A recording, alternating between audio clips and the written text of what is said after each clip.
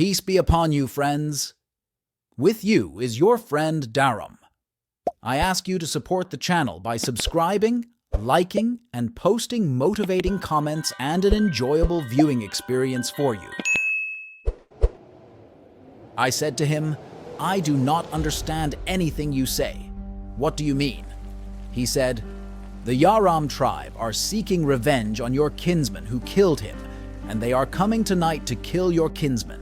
And if your kinsman dies, you will die with him.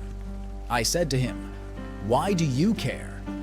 He smiled and said, I'm used to you, brother. I was silent for a while and thought about this tribe that I had read about in Amar's books. They were called the Alabataha tribe, and they were among the Alawite and tribal devils running through their veins. Their entire life was wars with the tribes of humans and jinn, and there was no room for an understanding with them. And he was not an ordinary member of that group. Rather, he was one of the sons of its masters, and they would not leave his blood without revenge. I asked Dajjal and told him, what is the solution in your opinion? He said, we see a tribe hostile to them, and we ask for their protection. I said to him, are you crazy? The protector is God. He said, brother, don't sit around fussing over me and feeling agitated, seeing that you only have until the Maghrib prayer, and then you and your companion will vomit. I responded to Dajjal's words easily, especially since he said that they would not be satisfied with me, but that they would kill all of my family, and their harm might extend to my relatives. I did not know whether that was the truth, or another trick on the part of Dajjal in order for me to respond to him, but I was not prepared to discover that and risk the life of my family. So I said to Jen, what are we going to do now? He said, we will return to Amar's house because the devils would not think of approaching his house. In the blink of an eye, we were there and I entered the house, but Dajjal stayed outside, so I told him, why don't you come in? The guy who was stopping you died. Dajjal was silent and did not respond to me. He just looked at the sky and stayed outside. The moon was full that night and the weather was beautiful, so I went out to enjoy the beautiful nature in that place. I saw Jen sitting still, staring at the sky. I couldn't blame him, as the sky that night was clear and free of clouds, and although the moon was full, the stars around it were clear. I sat next to Jen, who was in his human form. We were silent for a while, then Jen spoke and said, Amar. He was not as good as you think. All magicians show you goodness at first, but then one day they take advantage of you. I said to him, what do you know? He said, believe me, I know better than you. The course of the discussion changed when I asked him and said, what should we do now? We have come a long way and must take a next step. Dane said, the Alabataho tribe is a strong tribe, and only one tribe equals it in strength, and they are the Dunes tribe. I said to him, isn't this the Jasar tribe? He said, yes, is it true? I said to him, have you lost your mind? He said, why? Hotru, what did I say? I said, how can a tribe like them stand up to the outlaws for the sake of someone like me? He said, leave the matter to me and do not be afraid. I said to him, explain to me what you are going to do. He said, why? Don't you trust me? I told him, of course not. He laughed and got up and then disappeared. I stayed outside for a while, staring at the shine of the stars. Although I had spent 3 years of my life in this place, I did not enjoy the stunning scenery around me, except through a glass window. I entered Amar's house after I fell asleep to sleep. I laid my head on his bed, which had some drops of blood on it that I had not paid attention to cleaning. So I turned my head in the other direction and saw the olive branch had dried up and shrunk to a small size, leaving only crumbs that could easily be blown off. so I blew it. Sleep left my eyes after I saw a dry olive branch flying in front of me, so I sat on the edge of the bed, resisting the feeling of sadness for Amar, and said to myself, "They are just magicians who do not deserve our compassion or sadness." In the battle to convince myself of this, my eyes were filled with tears and tears choked me. I got out of bed after realizing that sleep would not visit me that night, and I began to wander around Amar's house, which had been my home for 3 years. I began to remember my days with him, and to remember, smiling, those books and the disgusting food he used to bring me. I was wandering around the house, recalling memories that were painful at the time. I entered the library, and for the first time I had the choice to read or not. I felt a comfortable feeling because I was not forced to read anything from it after today.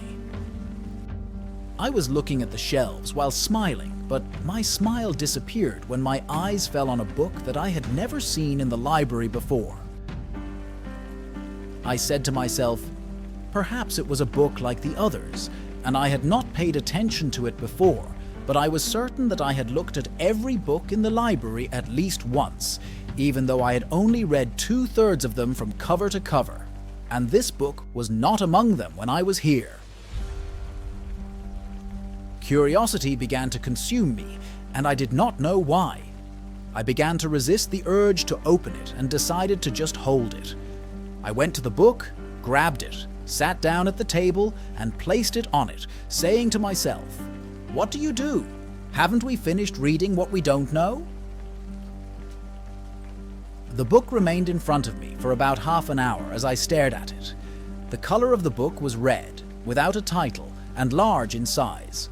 Unlike the usual books in the library, which increased my curiosity more and more, but in the end, after thinking, I realized that if I opened the book unnecessarily, knowing that it might harm me, it would nullify that. Any excuse I used in the past to enter this world, I will have lost myself forever. I went back to bed, sought refuge in God, and slept that night.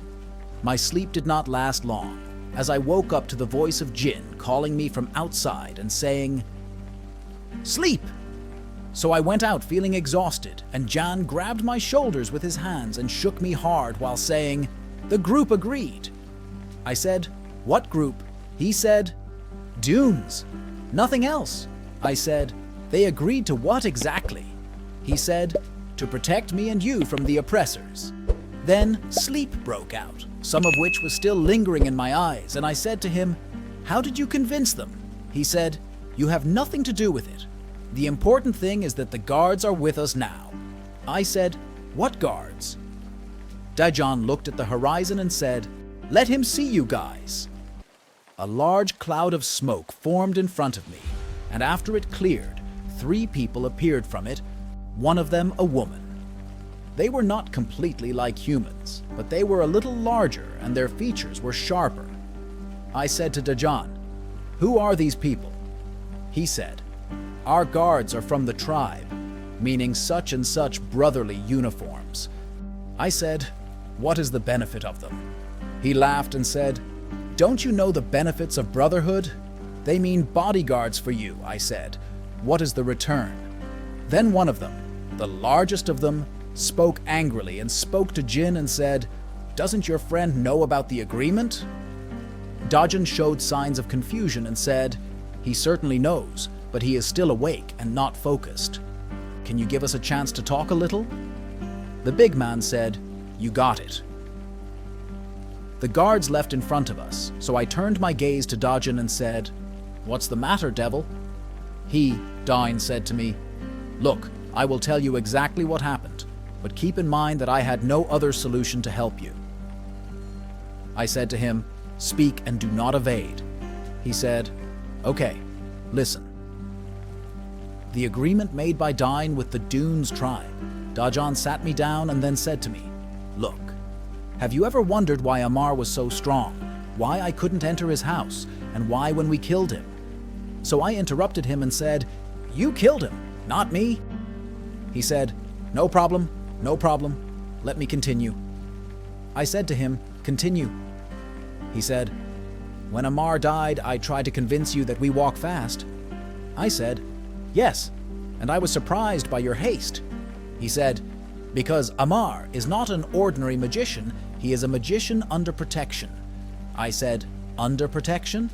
He said, that is under protection, meaning he was protected from the underworld, and that is why the demons were afraid of him and afraid to attack him.